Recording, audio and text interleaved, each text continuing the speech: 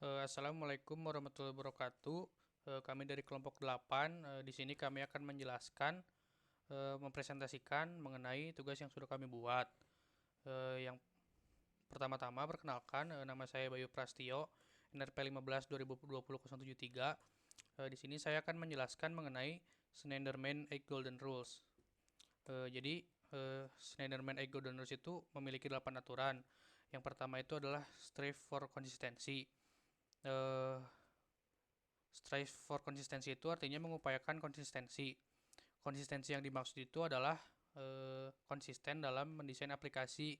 Gunanya itu supaya user, terutama novice user, tetap dapat mengenali halaman yang masih dalam lingkup atau masih memiliki hubungan dengan aplikasi yang digunakan. Contohnya di sini saya akan mengambil contoh dari aplikasi Instagram yang tetap konsisten menggunakan desain seperti ini sejak 2009 sampai sekarang. Selanjutnya adalah cater to universal usability.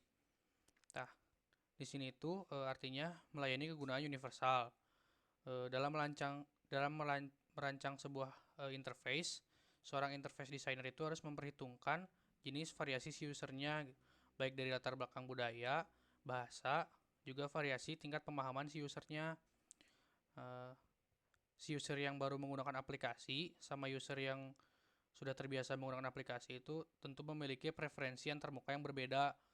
Misalnya saja ada shortcut untuk suatu fungsi tertentu bagi user yang sering menggunakan sehingga dapat lebih memudahkan user untuk menggunakan fungsi tersebut.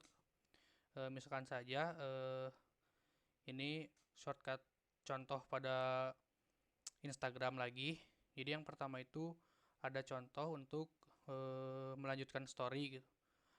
Ditekan misalnya. Terus untuk mempause itu bisa di hold dan go back itu kembali ke story sebelumnya itu bisa mengklik di sebelah bagian kiri gitu.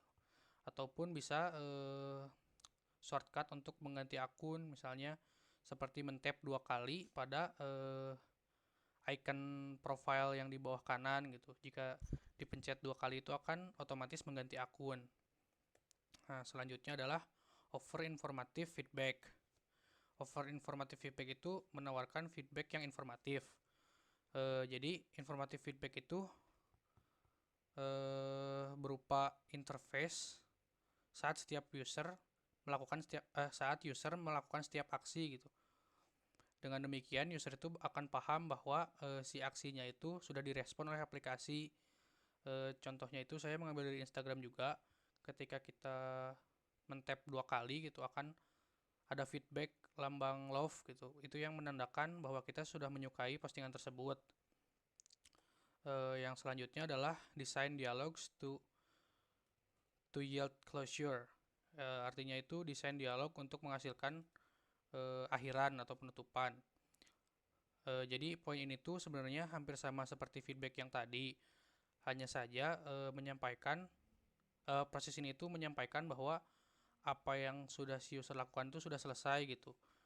Contohnya itu seperti saat sudah menyelesaikan upload foto pada Instagram, pada bagian atas postingan tersebut tuh bakal ada bacaan finishing up.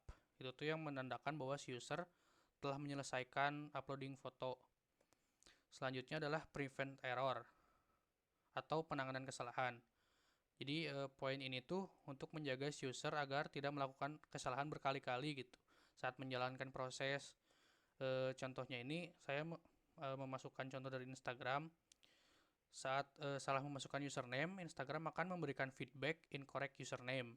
Nah, ini tuh untuk mencegah si usernya salah menginputkan username berkali-kali. Pencegahannya dengan seperti ini. Selanjutnya ada permit easy reversal of action, yang artinya tuh mengizinkan tindakan balik yang mudah atau back gitu. Tindakan balik itu seperti undo atau back. Jadi poin ini tuh merupakan salah satu poin yang cukup penting dalam menunjang user experience. Biasanya tuh dianggap sebagai pemenuhan poin ini tuh adalah tombol back atau undo. Contohnya seperti fitur pada Snap Instagram yang terdapat menu undo untuk mengembalikan aksi dari aksi yang sudah dilakukan ke aksi sebelumnya. Dan juga ada fitur untuk unsend untuk mengembalikan pesan yang baru saja terkirim.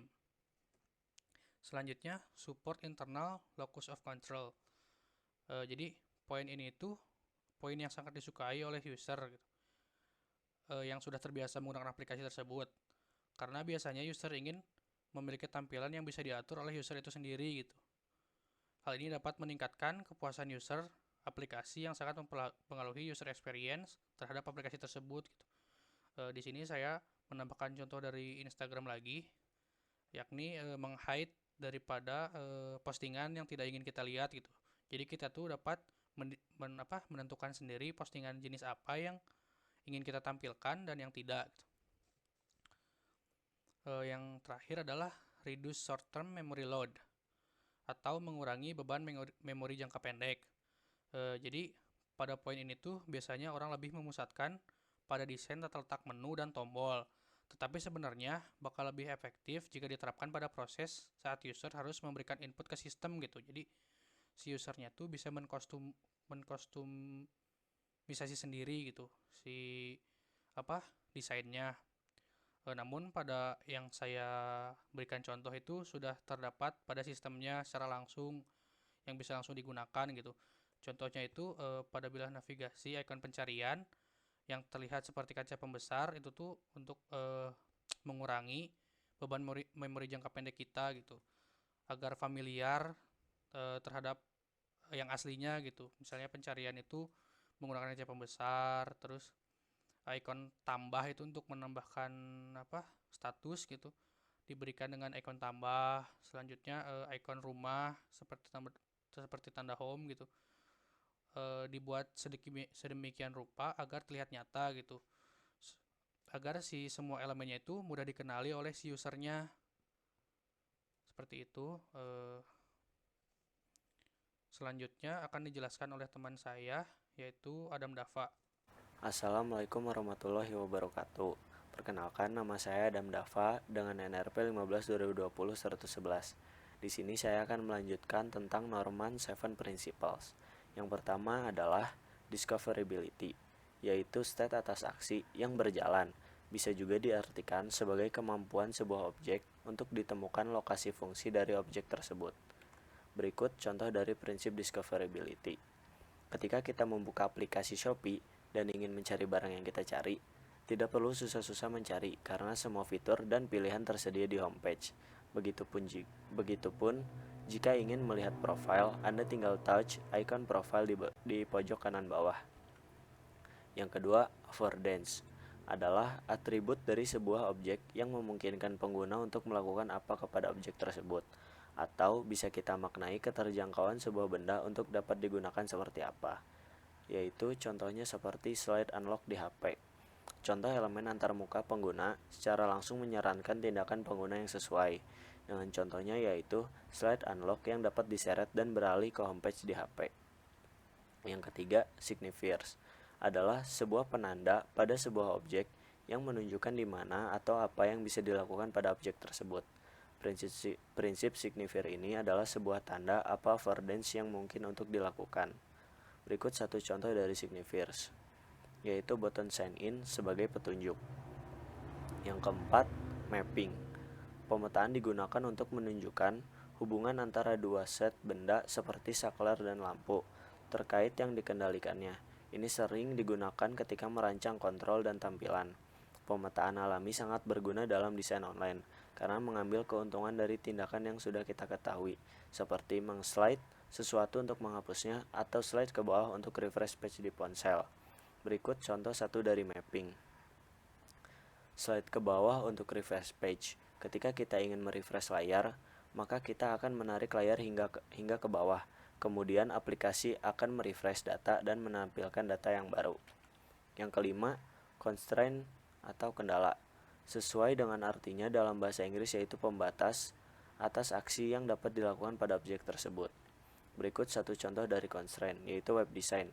Contoh dari hal ini dalam desain web adalah penanganan kesalahan, di mana formulir akan memberikan umpan balik yang bermanfaat kepada pengguna untuk menghindari pertukaran yang tidak produktif. Yang keenam, feedback adalah umpan balik yang diberikan sebuah objek ketika pengguna menjalankan sebuah aksi tertentu. Jenis dari feedback ada visual, suara, atau gerakan. Berikut satu contoh dari feedback, yaitu Instagram. Instagram telah menerapkan animasi kecil yang menyenangkan untuk menunjukkan tindakan suka. Yang ketujuh, konseptual model. Model konseptual adalah bagaimana pengguna memahami suatu sistem untuk bekerja dan penting untuk memberikan rasa kontrol kepada pengguna. Dengan model konseptual yang jelas, kemampuan dapat ditingkatkan. Pengguna dapat mengetahui cara melakukan hal-hal baru atau mencoba variasi di berbagai hal, dan juga dapat mengevaluasi hasil tindakan yang diambil. Berikut satu contoh dari konseptual model, yaitu retweet komen di Twitter. Tidak hanya menyukai sebuah konten atau post di Twitter, tapi juga meretweet dari sebuah post yang bertujuan membagikan akun kita dan dilihat juga oleh para pengguna Twitter di laman post. Sekian dari saya. Wassalamualaikum warahmatullahi wabarakatuh. Assalamualaikum warahmatullahi wabarakatuh. Perkenalkan, nama saya Zalfasan Arefa, NRP 1520200002. Kali ini saya akan melanjutkan bahasan yang mengenai Nielsen heuristic. Yang pertama, visibility of system status. Sistem harus bisa memberi informasi kepada pengguna tentang apa yang terjadi melalui feedback dengan sesuai waktu yang ditentukan. Contohnya kayak gini nih, dapat feedback. Yang kedua, match between system and the real world. Sistem harus bisa menggunakan bahasa sehari-hari yang mudah dipahami oleh si user. Contohnya kayak ini nih, print, save, home, kan mudah dipahami ini. Nah, yang ketiga, user control and freedom. Ini mampu memberikan kemudahan, kebebasan kepada user menggunakan interface, contohnya seperti undo. Bisa melakukan undo. Yang keempat, konsistensi and standar. Sistem memiliki standar dalam menyajikan elemen, fitur, kode, atau dan lain-lain. Di tiap halaman dengan penggunaan tidak perlu bertanya-tanya lagi. Soalnya ini nih udah tertera di sini. Kayak header and footer, add image, add text. Yang kelima, error prevention. Error ini user dapat menangani ini dengan mudah dalam bentuk pesan error, dalam bentuk desain kayak ini contohnya nih, mudah dipahami. Yang keenam, recognition rather than recall. Si user ini bisa mengenali pola desain yang dibuat sehingga mereka bisa tetap melakukan aplikasi tanpa harus menggunakan aplikasi tanpa harus mengingat langkah-langkahnya kayak gini nih.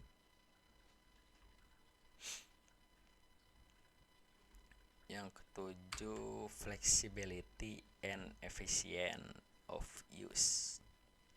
Sistem memberikan keluasan dan memberikan alternatif kepada si pengguna. Contohnya kayak ini undo.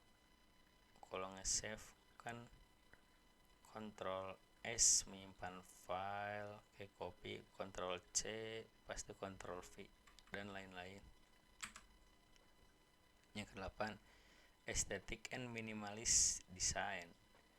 Desain layoutnya harus nyaman dipandang sama kita dengan menggunakan kontras warna yang baik, kayak posisinya yang sesuai dan serasi.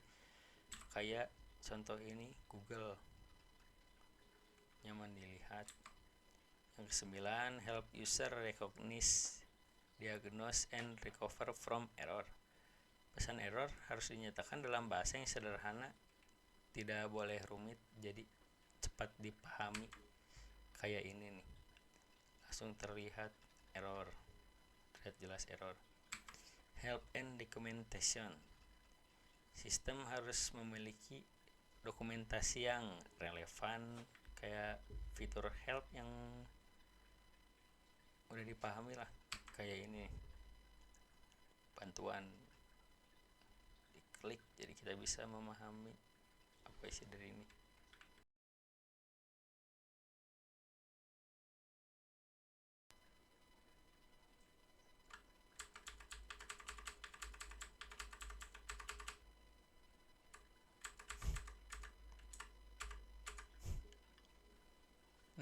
ini daftar pustakanya. Sekian dari kelompok kami. Terima kasih. Assalamualaikum warahmatullahi wabarakatuh. Nah, ini daftar pustakanya. Terima kasih. Mohon maaf bila banyak kesalahan. Sekian dari kelompok kami. Assalamualaikum warahmatullahi wabarakatuh.